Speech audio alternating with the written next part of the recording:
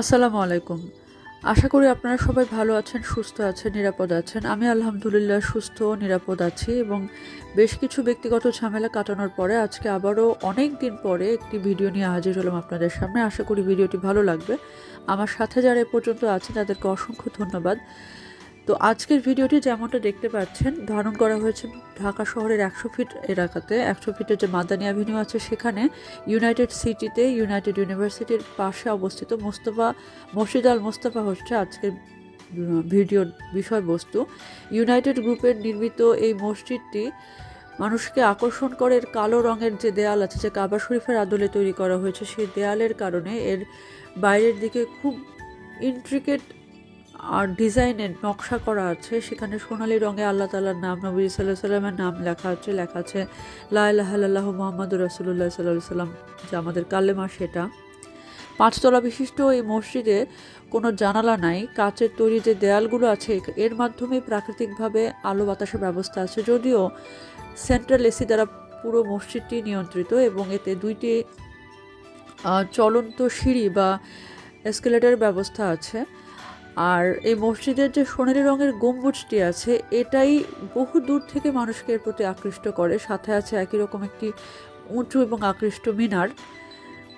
এই মসজিদের যে জিনিসটা খুবই উল্লেখযোগ্য সেটা হলো যে ইউনাইটেড গ্রুপ প্রায় 300 কোটি টাকা খরচ করে এই মসজিদটি নির্মাণ করেছে বলে জানা যায়, যেখানে 16 লাখ টাকার ঝাড়বাতি এনে লাগানো হয়েছে এবং চীন থেকে কার্পেট আনার ব্যবস্থা করা হয়েছে।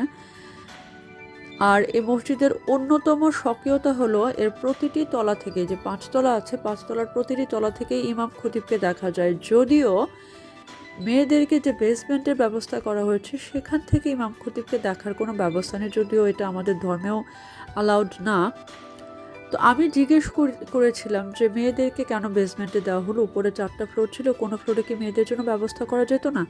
তখন আমাকে জানানো হয় যে আপনি কি বলতে চাচ্ছেন, পুরুষ মানুষ বেসমেন্টে যাবে? ব্যাপারটা আমার কাছে একটু অবমাননাকর মনে হয়। আমি যেখানে থাকি রেসিডেন্সিয়াল এরিয়াতে, যে রেসিডেন্সিয়াল এরিয়ার একটা বড় মসজিদে মেয়েদের জন্য দোতলায় ব্যবস্থা করা আছে খুব সুন্দরভাবে। এটা অবশ্য ব্যতিক্রমী মনে হলো আমার কাছে এখন, কারণ এই এরিয়ার মধ্যে অন্য একটা মসজিদে মেয়েদের জন্য বেসমেন্টের ব্যবস্থা করা। তো যাই হোক, এই মসজিদ আল মোস্তফার বেসমেন্টে 105টি গাড়ি ধারণ করার ক্ষমতা আছে এবং পুরো মসজিদে নারী পুরুষ মিলে প্রায় 11,000 মুসল্লি নামাজ পড়তে পারেন। মসজিদটিতে ফোয়ারা আছে, চারদিকে বেশ কিছু খেজুর গাছ লাগানো আছে যেখানে খেজুরও দেখা যায়।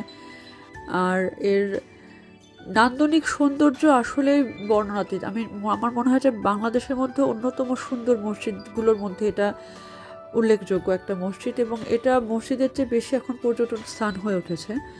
তো আশা করি এখানে আমাদের কখনো না কখনো নামাজ পড়ার সৌভাগ্য হবে এবং যারা এখনও দেখে আসেনি মসজিদটি দেখে আসতে পারেন, ইনশাল্লাহ ভালো লাগবে। আমার সাথে থাকার জন্য আবারও ধন্যবাদ।